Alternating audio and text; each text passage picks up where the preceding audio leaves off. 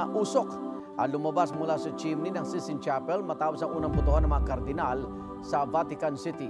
Ibig sabihin, wala pang napipiling bagong Santo Papa. Lumabas ang usok alas 3 na madaling araw, oras dito sa Pilipinas, alas 9 naman ng gabi sa Vatican. Bago ito, isinara ang pinto ng Sistine Chapel para sa pagsimula ng Papal Conclave. Sa St. Peter's Square, matyagang nag-abang ang mga mananampalataya para sa pag-anunsyo ng bagong Santo Papa. Pagkatapos ng unang botohan, bumalik muna ang mga kardinal sa Casa Santa Marta. Kasunod ng paglabas na itim na usok mula sa Sistine Chapel, ipagpapatuloy ang botohan ng mga kardinal mamaya. Batay sa inilabas sa schedule ng Holy See Press Office, posibleng maglabas ng usok pagkatapos ng morning voting ng mga kardinal bandang alas 10 ng umaga o alas 12 ng tanghalian, oras sa Vatican. Alas 4 yan ng hapon o alas 6 ng gabi dito sa Pilipinas. Kung wala pa rin napagdesisyonan ang cardinal electors, magkakaroon muli ng botohan sa hapon doon at inaasahang ilalabas ang usok ng alas 5:30 ng hapon o kaya alas 7 ng gabi, alas 11:30 ng gabi at alauna naman ng madaling araw dito sa Pilipinas. Bilang isang Katolikong bansa, kabilang ang mga Pinoy sa mga nag-aabang kung sino magiging susunod na Santo Papa. Ang 84 na taong gulang na si Nanay Marcela, 6 na taong gulang pa raw nang magsimulang magtinda ng mga kandila sa labas ng Antipolo Cathedral. Malalim daw ang pananalig niya bilang isang Katoliko. Isa raw siya sa maraming taong naghihintay sa anunsyo tungkol sa bagong Santo Papa. Aking naabangan sa pagdating ni Santo Papa. Excited din po? Siyempre naman. Talaga po ako'y Katoliko. Bumiyahe naman mula pa sa Makati ang mga siklistang sina John Matthew para magsimba sa Antipolo Cathedral. Kung papipiliin daw siya ng magiging bagong Santo Papa, siyempre si Cardinal Tagle po kasi hindi na Pilipino po siya and malapit siya sa tao. Po. Tsaka sinusuportahan niya rin po yung LGBTQ community. Ganyan din ang sabi ng magtataho na si Michael. Mabait siya, may pinakikita siyang magandang ugali sa ating Pilipino. Maraming naghihintay na Pilipinong umaasa na siya ang mapili. And isa ka doon? Isa na rin ako doon. Sa unang round ng eleksyon para sa pagtatalaga ng bagong Santo Papa, itim na usok ang lumabas sa chimney ng Sistine Chapel. 133 kardinal ang bumoto. Kabilang sa kanila, 3 Pilipino. Yan ay sina Cardinal Luis Antonio Tagle, Cardinal Jose Advincula at Cardinal Pablo Virgilio David. Dahil malaking bahagi ng bansa ay Katoliko, marami ang nag-aabang kung sino ang susunod na magiging lider ng simbahan. Tututukan ni Mayor Abby Binay ang pagtanggal ng buwis sa mga bonus at overtime pay. Itutulak ni Senadora Pia Cayetano ang Doktor para sa Bayan program. Pagbabantay naman sa pondo ng bayan ang tututukan ni Ping Lacson. Si Senador Lito Lapid binigyang diin ang pagpapalawak ng eco, agri at medical tourism. Batas para sa libreng pabahay ang isinusulong ni Manny Pacquiao. 14th month pay law naman ang ipapanukala ni Tito Soto. Ipaglalaban ni Senador Francis Tolentino ang West Philippine Sea. Serbisyo ora mismo naman ang ipinangako ni Erwin Tulfo. Mas mababang singil sa kuryente ang isusulong ni Benhur Abalos. Nangako si Congressman Bonifacio Busita na prioridad niya ang transportasyon at agrikultura. Tunay na pagbabago ang binigyang diin ni Teddy Casino. Kasama niya sa pagtitipon sa Quezon City si Jerome Adonis. Suportado ni David De Angelo ang streamers at content creators. Magna Carta para sa barangay officials ang isinusulong ni Atty. Angelo de Alban. Factory workers sa Parañaque ang binisita ni Atty. Luke Espiritu. Suporta sa local industry ang idiniin ni Senador Bongo. Kasama niyang nag-ikot si Philip Salvador. Nag-motorcade sa Nueva Ecija si Atty. Raul Lambino. Nangampanya sa Maguindanao del Norte si Amira Lidasan. Naisolusyonan ni Congressman Rodante Marcoleta ang pagtaas ng presyo ng bilihin. Nag-ikot si Dr. Richard Mata sa Antipolo at Muntinlupa. Pagpapabuti ng seguridad sa pagkain ang tinalakay ni Kiko Pangilinan sa Cebu. Inihayag ni Ariel Kerubin ang halaga ng pagprotekta sa boto. Suporta sa mga maliliit na negosyo at abot kayang pabahay ang pangako ni Congresswoman Camille Villar. Sa Butuan City, nangampanya si Bam Aquino. Patuloy naming sinusundan ang kampanya ng mga tumatakbong senador sa eleksyon 2025. Ito ang unang balita. Jomer Apresto para sa GMA Integrated News.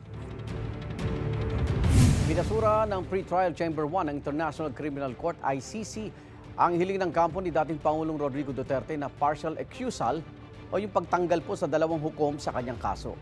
Mahigit 100 namang karagdagang ebidensya ang isinumite ang prosekusyon para sa kasong crimes against humanity ni Duterte. Narito ang unang balita ng kasama nating si Maris Uman.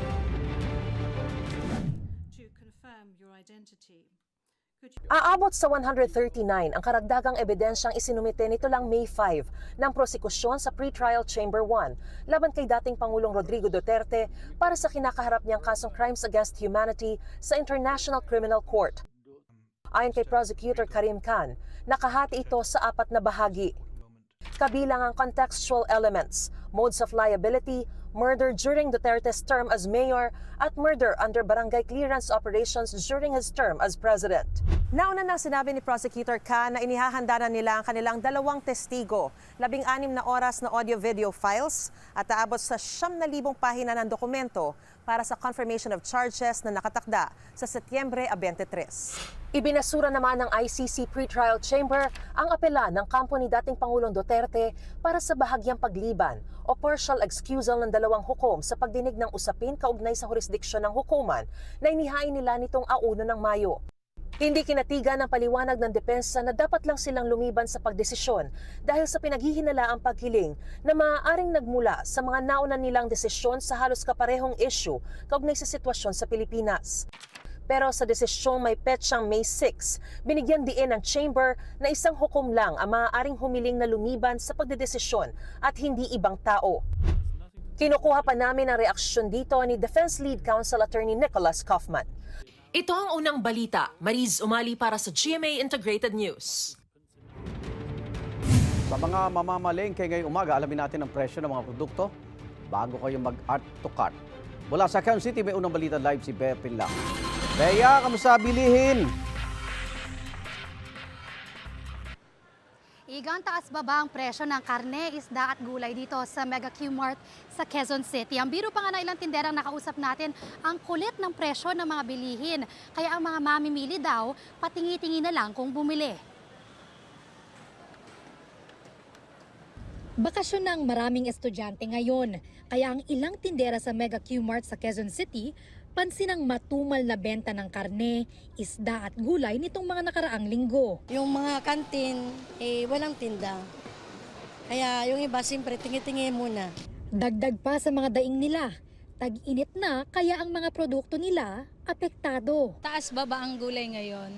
Kasi depende sa panahon eh.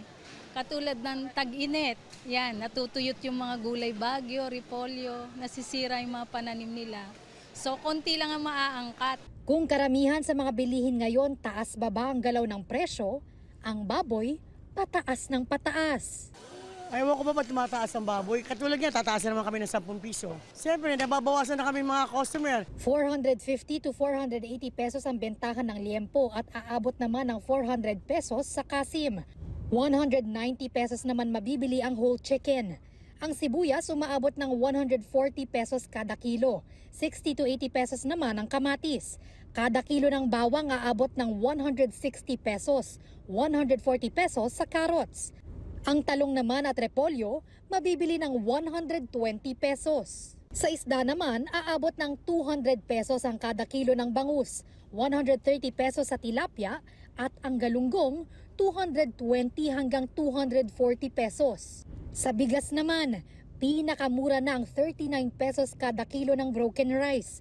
Ang kada kilo ng dinorado rice naman, abot ng 58 pesos. Dating bibili na 1 kilo, kalahati na lang. Bibili ng kalahati, 1/4 na lang. Minsan binabawasan ko yung quantity na lang. Minsan naman nagpapadagdag talaga ako ng budget. Igan, hiling ng mga nagtitinda rito sa Mega Q-Mart pag-unawa mula sa mga mamimili. Lalo na't ayon nga sa kanila, hindi nila hawak ang presyo ng mga bilihin. At yan ang unang balita mula rito sa Quezon City. Bea Pinlac para sa GMA Integrated News.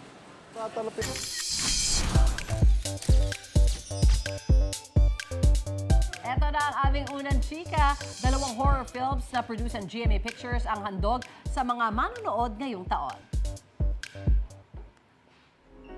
Hindi ka namin nabigyan ng mas maginhawang buhay. Kahit sino sa atin, pwede maging biktima. Yan ang P77 na pagbibindahan ni Kapuso primetime princess Barbie Fortesa at award-winning child actor Ewan Micael. At ang Kapuso mo Jessica Soho, Gabi ng Lagim The Movie na pagbibindahan naman ni Jillian Ward, Miguel Tan Felix at Sanya Lopez. Ibinahagi ang movie teasers na yan sa Cinema Exhibitors Association of the Philippines Cine Expo 2025 sa isang mall sa Quezon City. At sa pangunguna yan ni GMA Network Senior Vice President at GMA Pictures President Attorney Annette Gozon Valdez. GMA Pictures Executive Vice President and Senior Vice President for Public Affairs, Ms. Nessa Valdelion. At present din ang creative producers na sina Ange Atienza at LJ Castel. Naroon din si Barbie. Exciting! I'm very happy na we have events like these na magkatulungan ang producers sa mga cinema owners and cinema distributors, diba, film distributors para sa ating Philippine movie industry. May 2 tayong malaking movies, both horror, pero it's not just your simple horror movies. Yung P77 and of course yung Kapuso mo Jessica Soho, Gabi ng Lagim. Pero hindi lang yan, Lar. Meron pa tayong ibang mga movies coming. Say naman ni Barbie, excited na siyang mapanood ng mga kapuso ang P77. Shinare din ni Barbie ang ilang insights tungkol sa horror film. Yung type of horror niya kasi, kaya mas nakakakilabot kasi ang titirahin niya talaga utak mo. Pag-iisipin ka niya talaga. And ako, as a huge horror movie fan, ganun yung mga gusto ko eh. Yung nag-iisip ka, yung uunahan mo kung ano yung ending, yung ganyan, yung talaga, tas mag-goosebumps ka sa ending na, oh, shucks, hindi ko naisip yun ah. Galing na na. Palaisipan dumalo rin sa Cine Expo 2025 si Asia's multimedia star Alden Richards. Tinanggap niya ang pagkilala ng CAP sa pelikulang Hello, Love Again bilang top-grossing local movie noong 2024. Iginawa din kay Alden at kay Catherine Bernardo ang award na 2024 Box Office King and Queen. Nagpapasalamat si Alden sa pagkakilala at ang Hello, Love Again ay collaboration project ng Star Cinema and GMA Pictures. Kapuso, mauna ka sa mga balita. Panoorin ang unang balita sa unang hirit at iba pang award-winning newscast sa youtube.com/GMA News. I-click lang ang subscribe button. Sa mga kapuso abroad, maaari kaming masubaybayan sa GMA Pinoy TV at www.gmanews.tv.